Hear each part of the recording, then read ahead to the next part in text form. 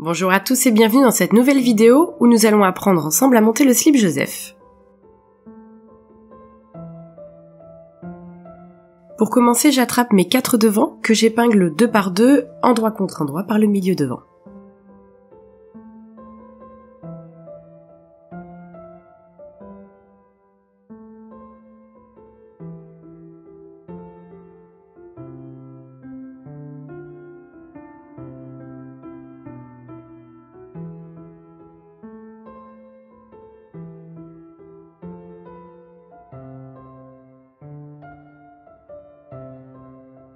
Ensuite, je positionne envers contre envers mes 4 épaisseurs que j'épingle ensemble.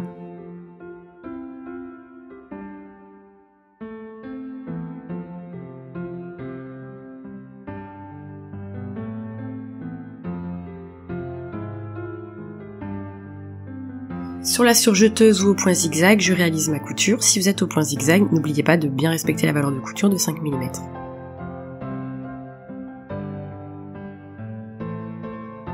J'obtiens donc mes 4 épaisseurs accrochées entre elles par le milieu devant et je les place toutes envers contre envers. C'est ce qu'on appelle réaliser une couture fourreau. Vous placez bien vos milieux devant les uns contre les autres. Si vous voulez, vous pouvez épingler sur les côtés pour être sûr que vos morceaux soient bien identiques.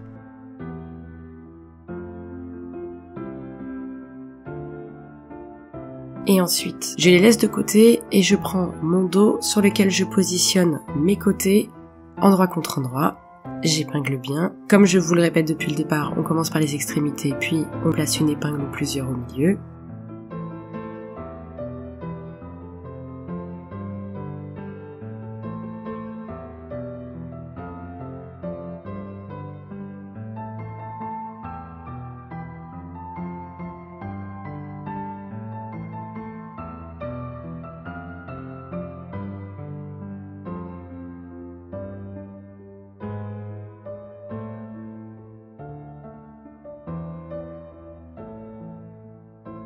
Et je positionne le côté restant de mes côtés, endroit contre endroit, sur mes devants. Comme vous avez 2 endroits, aucun risque de se tromper.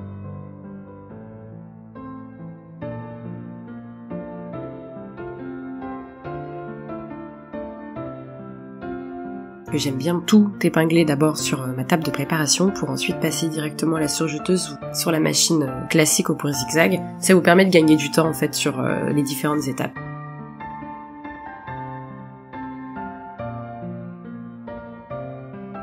Voilà, j'ai tout surjeté. Ensuite, je vais terminer par la couture du fond. Donc je vais prendre sur mon dos la couture du fond que je vais positionner sur mon devant. J'épingle d'abord mes 2 épaisseurs de devant pour être sûr de ne pas faire de bêtises.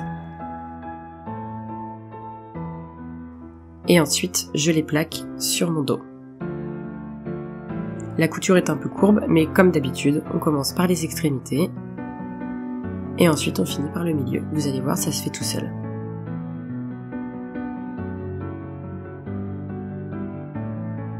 Voilà, c'est fait. Maintenant, nous passons à la ceinture.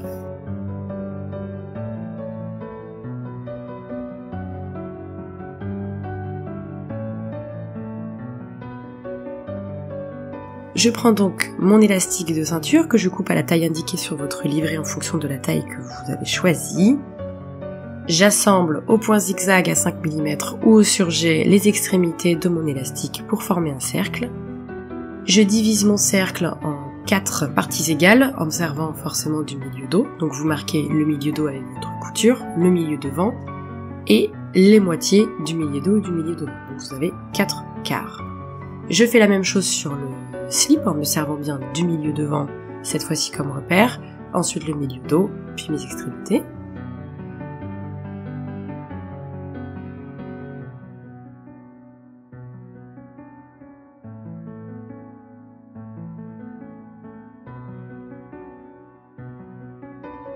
Et je fais concorder les différentes épingles.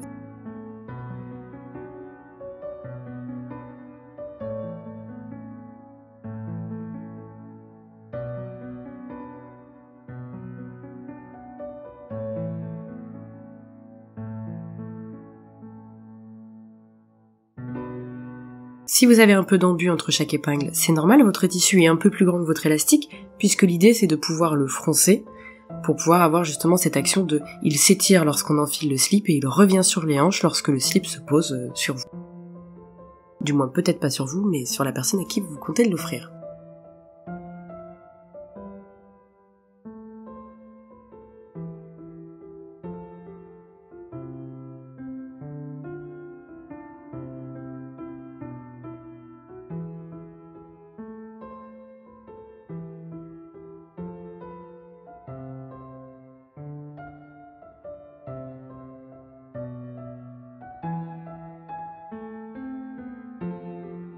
Une fois que j'ai terminé mon placement qui prend souvent un petit peu de temps, je me place sur la surjeteuse, je rappelle que vous pouvez toujours le faire au zigzag, et je surjette à 5 mm le long de mon élastique, les deux épaisseurs entre elles. Je tire très légèrement sur mon tissu et mon élastique pour éviter les plis et que mon tissu soit bien tendu. Je dis bien très légèrement.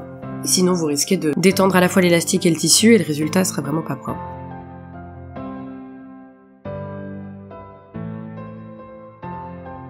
Et pour finir, il nous reste plus qu'à coudre nos cuisses avec nos élastiques. Cette fois-ci, nous allons nous placer sur l'envers du tissu. Si vous êtes à la surjeteuse, je vous laisse regarder. Au zigzag, ce sera un petit peu plus simple et je vous explique juste après.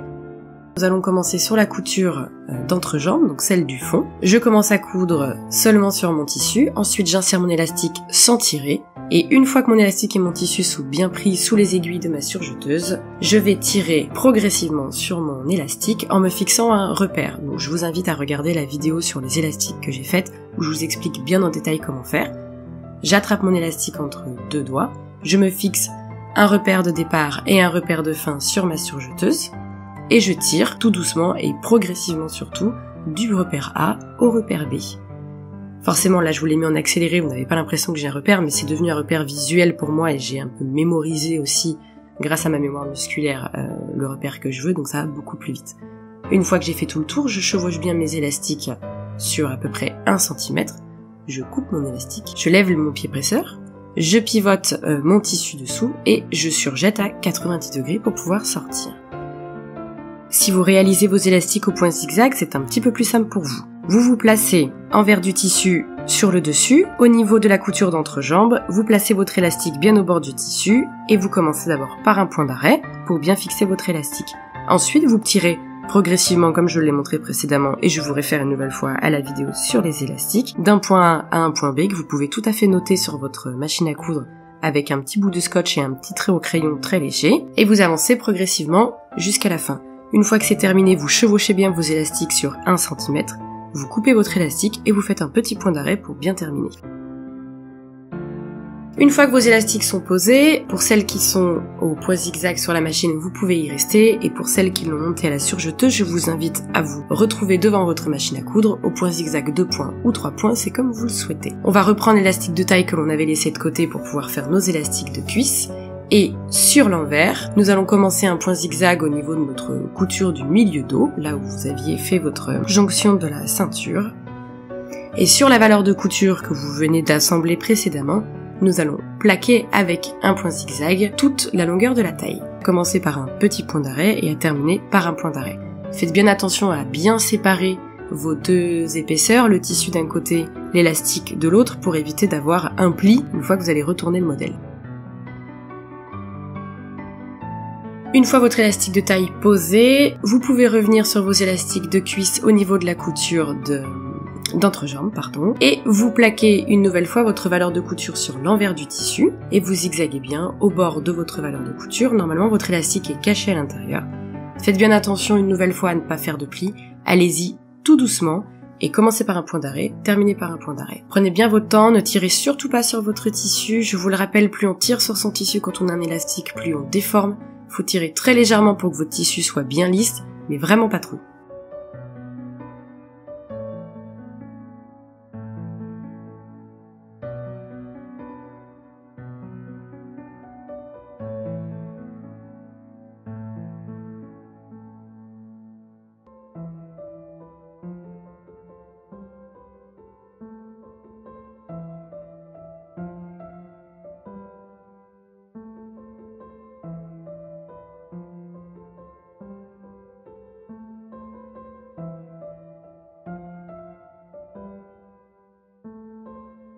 Alors maintenant que vos élastiques sont terminés, passons à la propreté de la ceinture. Vous voyez que si vous avez fait un surjet, vous avez les fils de la surjeteuse qui dépassent. Si vous avez exécuté cette couture sur la machine plate, vous allez simplement avoir un petit point d'arrêt, mais je vous invite à le faire tout de même. Vous vous positionnez sur l'endroit de votre ceinture, au niveau de la couture de milieu dos, et vous faites un petit point d'arrêt. Et voilà, votre slip Joseph est terminé. Vous pouvez faire un petit coup de repassage pour bien plaquer votre élastique, surtout si comme moi vous avez une différence entre la rigidité de l'élastique et votre tissu. J'espère que ce tutoriel a été assez clair. N'hésitez pas surtout si vous avez des améliorations à proposer ou vous avez d'autres questions. Je reste disponible soit sur mon adresse mail, soit sur les réseaux sociaux ou alors en commentaire. Je vous souhaite une excellente journée et une très bonne couture.